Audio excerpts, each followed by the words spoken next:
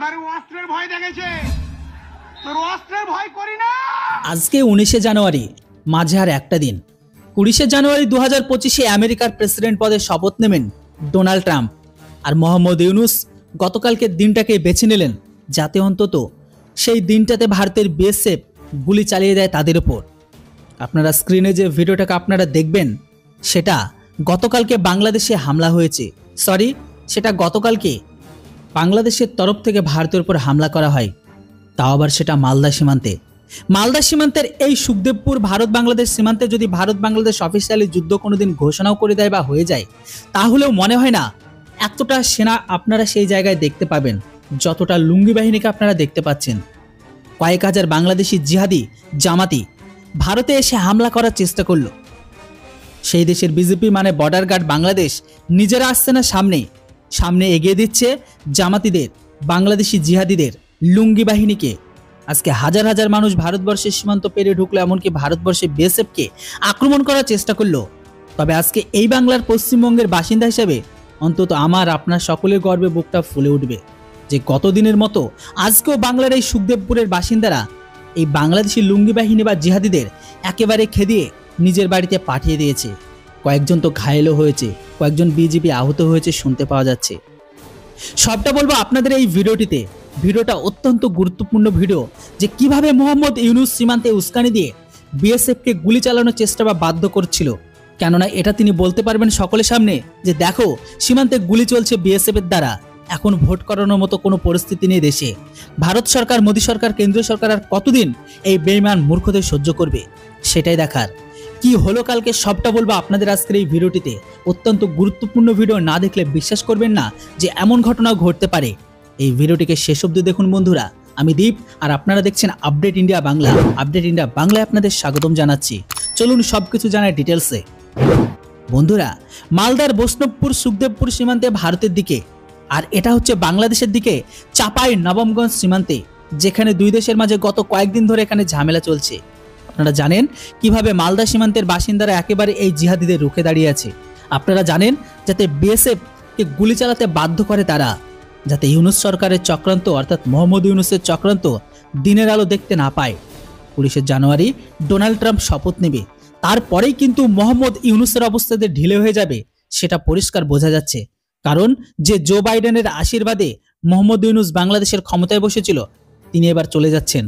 আর আজকের দিনটাকে সেই জন্য বেছে নিল ভারতের উপর হামলা চালানোর জন্য। ওই যে প্রথমে যেটা বললাম, যে ভারত বাংলাদেশে যদি কোনো অফিসিয়ালি ছোটখাটো হলেও যুদ্ধ বাঁধিয়ে দিতে পারে, তাহলে একটা সীমান্তে এত হাজার সৈনিক আপনারা দেখতে পাবেন না, যতটা এই মুহূর্তে কয়েক হাজার বাংলাদেশি জিহাদি জামাতি লাঠি, সোটা, অস্ত্র আর বোমা হাতে নিয়ে এসে পড়েছে সীমানায়। ভারতের সীমান্তের মধ্যে ঢোকার চেষ্টা করে, ভারতের বাসিন্দাদের গমের জমিকে নষ্ট করার চেষ্টা করে, আম গাছ কেটে দেবার চেষ্টা করলো, শুধুমাত্র অশান্তি সৃষ্টির চেষ্টা, যাতে তাদের উপর বিএসএফকে গুলি চালাতে বাধ্য করে। একটাই তাদের লক্ষ্য, একটাই টার্গেট। গত 2 সপ্তাহ ধরে কিন্তু আজকে মালদা সীমান্তের এই বৈষ্ণবনগরের সুখদেবপুর সীমান্তের বাসিন্দারা এই বাংলাদেশি জিহাদিদের, এই বেঈমান ভিখারিদের এমন শিক্ষা দিয়েছে যে একেবারে খেদিয়ে নিজের দেশে ঢুকিয়ে দিয়েছে। সেই দৃশ্যটা একবার আপনারা ভালো করে দেখুন। আজকে 3 কিলোমিটার এলাকা জুড়ে বাংলাদেশি জিহাদিদের দাপট, শুধুমাত্র বিএসএফকে যাতে উস্কানি দিয়ে গুলি চালানো যায়।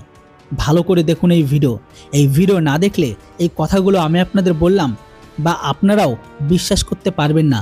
দেখে নিন আগে ভিডিও ক্লিপটি।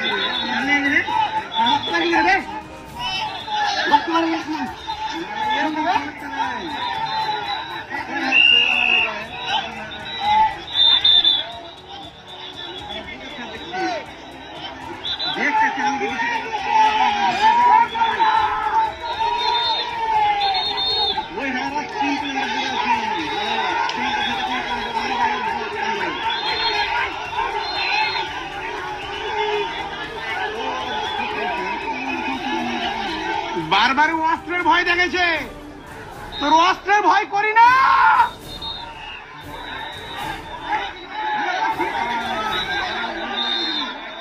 সীমান্তের পাড়ে দস্যুরা গতকালকে ভারতীয় সীমান্তে ঢুকে হাত বোমা মারছে। দেখুন, হাজার হাজার জিহাদি হাজির হয়ে গেল। এত লোকের এই বর্ডারে হাজির হওয়া কি দরকার বলুন তো?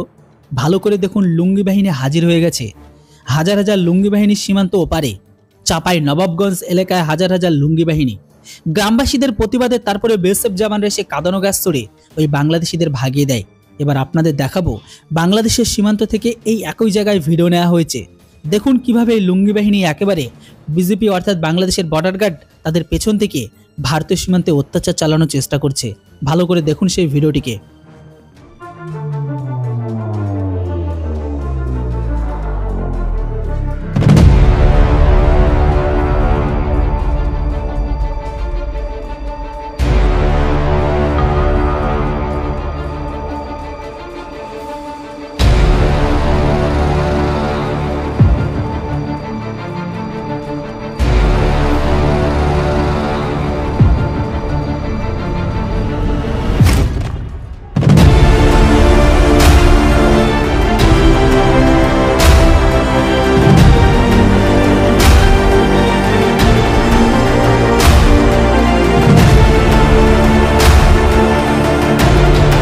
হাজার হাজার লুঙ্গি বাহিনী গতকালকে লাঠিসোঁটা, হাসুয়া, হাতবোমা নিয়ে বিভিন্ন রকমের অস্ত্রশস্ত্র নিয়ে একেবারে কাঁটাতারবিহীন সুখদেবনগরের সীমান্তে ঢোকার চেষ্টা করে। গ্রামবাসীরা প্রতিবাদ করেছে। এই প্রথমবার বাঙালি হিসেবে আপনার গর্বে বুকটা ফুলে উঠবে। গ্রামবাসীরা প্রতিবাদ করেছে, ফলে বিএসএফকে গতকালকেও গুলি চালাতে বাধ্য হতে হয়নি।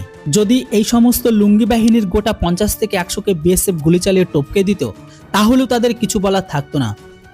কিন্তু সেই ক্ষেত্রে মোহাম্মদ ইউনূসের যে ভয়ঙ্কর চক্রান্ত, সেটা যে সফল হয়ে যেত। কি বলছে স্থানীয় বাসিন্দারা আমাদের এই পারের, সেটা শুনুন আগে আপনারা। চমৎকার মন্ডল, হ্যাঁ, কি হয়েছে? সমস্যা কি? সমস্যা হচ্ছে আমাদের ভারতের গম বাংলাদেশিরা কেটেছে। এবার আমাদের ভারতের যে লোক যার গম কেটেছে, উনি ওদের বিজেপিকে বলতে গিয়ে এবার ওদের লোক আরো আমাদের ওপরে চড়াও হয়। এই নিয়ে তর্ক বিতর্ক শুরু হয়। তর্ক বিতর্ক শুরু করতে গিয়ে ওরা অনেক কিছু হবে, আমাদের জওয়ানের উপরে পুরোপুরি ভাবে প্রাণ নেওয়ার চেষ্টা। এই নিয়ে আমাদের লোকাল লোক যত আছে সবাই খবর পেয়ে একে একে ছুটে যাচ্ছে। তারপরে এই তো বিজেপিরা পিছন থেকে উস্কানি দিচ্ছে, চলো মারধর করেছে আমাদের পুরোপুরি ভাবে সেটাকে কন্ট্রোল করেছে। ওদের যে ইউনিট সরকারের যে রাজত্ব, এই ফাঁকা তার বন্ধ রেখেছে। এইটাই কারণ, এখান দিয়ে কোনো অনুপ্রবেশকারীরাকে ঢুকাবে, ঢুকাবে যাতে আমাদের ভারতের বড় ধরনের ক্ষতি করতে পারে। এটাই ওদের হচ্ছে পরিকল্পনা। আমরা সেটা কখনো হতে দেবো না। আমরা যদি ছাড়বো না, এখানে আর আমাদের কোনো ক্ষতি হতে দেবো না আমরা। মালদা সুখদেবপুর সীমান্তের পাশাপাশি আজকে জলপাইগুড়ি সীমান্তে বিএসএফ পরিষ্কার ঘোষণা করে দিয়েছে যে কি করবে এবার দেখব। কেননা এবার সীমান্তে কাঁটাতারের বেড়ে দেওয়া হবে, আর কাউকে তোয়াক্কা করবে না। বিএসএফের ঘোষণা করে দিয়েছে জলপাইগুড়ি সীমান্তে, মালদার সুখদেবপুর সীমান্তে বাংলাদেশি দস্যুদের হামলা, বাংলাদেশি জিহাদিদের হামলা। এমনকি এই ঘটনায় বাংলাদেশি বিজেপি বলেছে আমাদের বিজেপির কয়েক সদস্য আহত হয়েছে। এমনকি এই যে জিহাদিরা যারা এসেছিল লুঙ্গি বাহিনী, তাদের কয়েকজন সদস্য নাকি আহত হয়েছে। নামও দিয়েছেন তারা। কয়েকজনের নাম আপনাদের আমি বলে দিই। বিশ্বনাথপুর গ্রামের জিয়ারুল ইসলামের ছেলে ইসলাম পড়া গ্রহণকারী জিহাদি রনি, কারিগঞ্জ গ্রামের সিরাজুল ইসলামের ছেলে ইসলাম পড়া গ্রহণকারী জিহাদি ফারুক, এরা আহত হয়েছে। এরা নাকি বলছে নোম্যান্স ল্যান্ডে গম কাটাকে কেন্দ্র করে দুপুর 12টার দিকে সূত্রপাত হয় এই ঝামেলা। বাংলাদেশের তরফ থেকে দাবি করা হয়েছে যে বিএসএফ ভারতের পাশে দাঁড়িয়ে ভারতের জনগণকে দিয়ে আমাদের উপর হামলা করিয়েছে, বেশ করেছে। দুই একটা লুঙ্গি বাহিনী বা গোটা কয়েক লুঙ্গি বাহিনী বা জিহাদিকে যদি টপকে দিত, তাহলে আরো ভালো হতো। কতদিন সহ্য করবে এই ভারতবর্ষের মানুষ? এই বেইমান মূর্খগুলো এই ধরনের মূর্খামি আমরা সহ্য করতে পারছি না।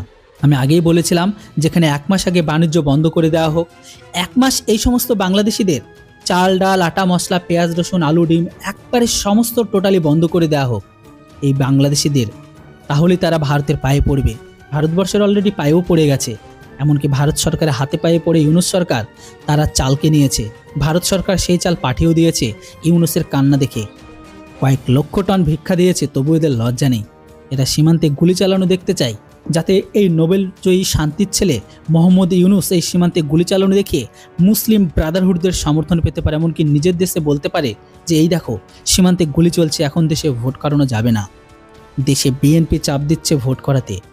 আওয়ামী লীগের বাংলাদেশের বন্ধে আজকে সাড়া পড়ে গেছে, চাপা পড়ে গেছে মোহাম্মদ ইউনুস।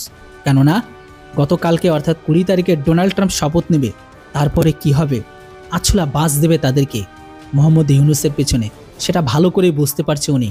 তাই যত তাড়াতাড়ি সম্ভব আজকালের মধ্যে আবারও কিছু একটা ঘটনা ঘটাবে।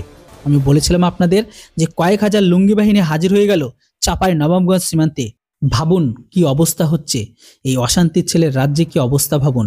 লুঙ্গি বাহিনীকে পাঠিয়ে দিয়েছে বিজেপি বর্ডার গার্ড বাংলাদেশ, তারা সামনে রেখে তারা পিছনে রেখে ওই সমস্ত লুঙ্গি বাহিনীকে এগিয়ে দিচ্ছে যে যাও গিয়ে তোমরা ভারতের উপর আক্রমণ করো, যাতে তাদেরকে টার্গেট করে বিএসএফ গুলি চালায়।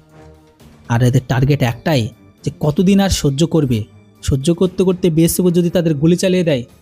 এই মুহূর্তে তাদের টার্গেট একটাই যে বিএসএফ যদি তাদের উপর গুলি চালিয়ে দেয় তাহলে ইউনুস তাদের যে মুসলিম ব্রাদারহুড আছে তাদের উপর এই ট্রাম্পের ট্রুপে তাসকে খেলতে পারবে, কেননা তিনি আরও ক্ষমতায় থাকতে চাই। তো বন্ধুরা, ওভারঅল পরিস্থিতি নিয়ে আপনাদের মূল্যবান মতামত অবশ্যই কমেন্ট বক্সে লিখে জানান। Thanks for watching. Jai Hind, Vande Mataram.